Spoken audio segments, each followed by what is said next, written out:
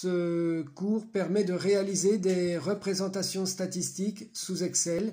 Je l'ai placé donc sur NPA.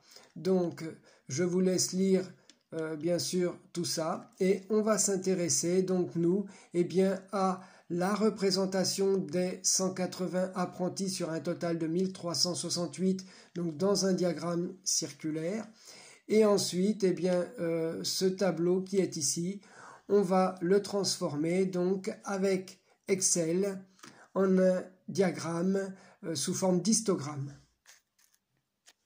Voilà, je viens de copier mon tableau dans Excel. J'ai ouvert Excel et l'objectif, c'est représenter sur ce cercle les effectifs de apprentis maçons. Donc, combien de degrés cela va-t-il faire?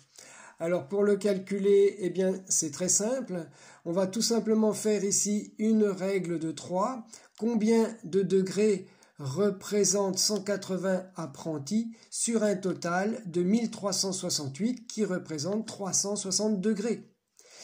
La réponse est ici. C'est tout simplement égal à 360 multiplié par 180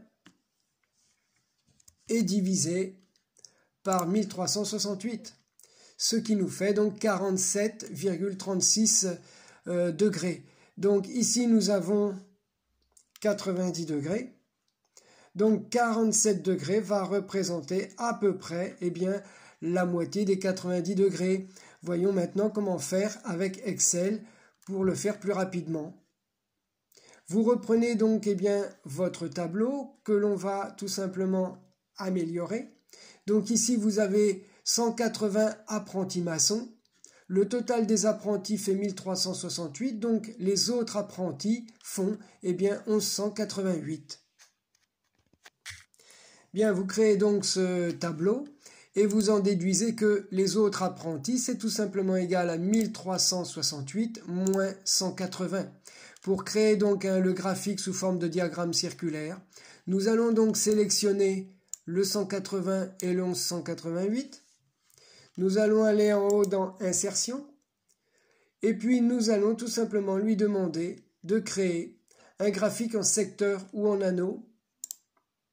Vous allez prendre le premier et votre graphique est immédiatement mis.